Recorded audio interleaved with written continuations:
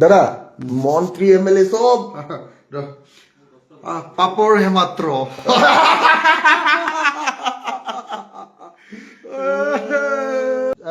ই জেলত থাকোতে মোৰ ভাই ভিক্টৰে জেলত থাকোতে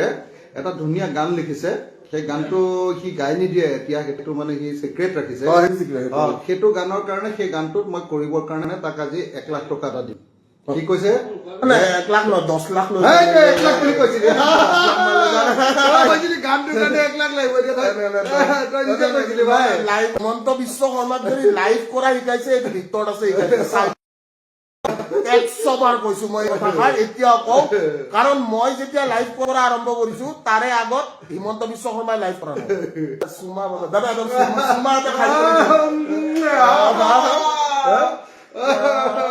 অপেনলি সুমা পাবে আমি ৰুমৰ ভিতৰত নাখাব জুবিন ক্ষেত্ৰখন আমি বনাম চবে বনাম আপোনালোক থাকিব আমি বনাম 1 টকাকে দিলেও 1 টকা 2 টকা 1.5 টকা হয় জীৱনৰ যিমান কামানি আছে চব লগাই দিম আৰু ভিতৰত বেইমান নহয় এইটো কথা মনত ৰাখিবি প্ৰত্যেকটা টকাৰ হিচাপ